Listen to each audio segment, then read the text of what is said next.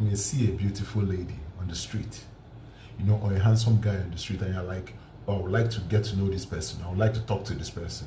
So you go over to them, you talk to them, you get their number, and then you people start interacting. Then after a few interactions, you start getting that suspicion that something is wrong. There's something about this person that you can't quite pinpoint. There's something wrong. That's what happened to me a few weeks ago. I was at the club. I met this young lady, very beautiful lady. So I was like, she was just sitting alone. I was like, I bet you cannot dance. Because in my mindset, I was like, when I say you cannot dance, she's going to say, oh, I can dance. And then we'll go to the dance floor and dance. But when I said that, she got offended.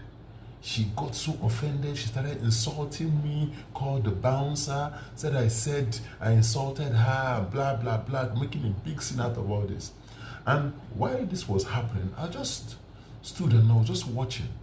I didn't even react, I didn't get angry.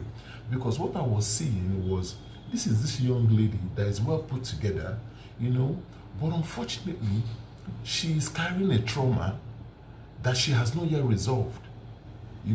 A trauma that is affecting her relationship and her interactions with people. A normal person will not get so offended by the fact that someone says she cannot dance.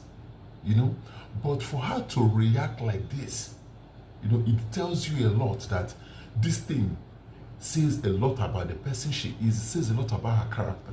You see, a lot of people will see on the streets that dress well, they look beautiful, they talk well.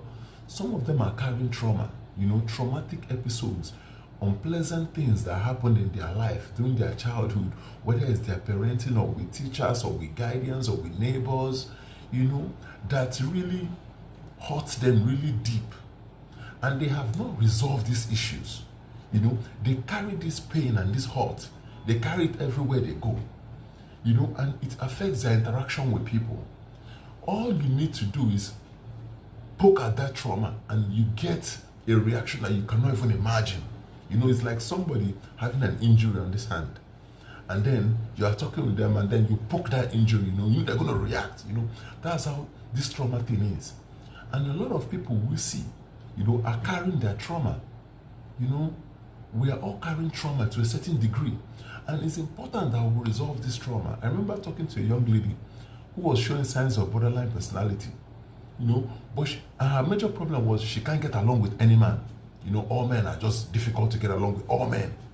And she couldn't even realize that maybe the problem is her.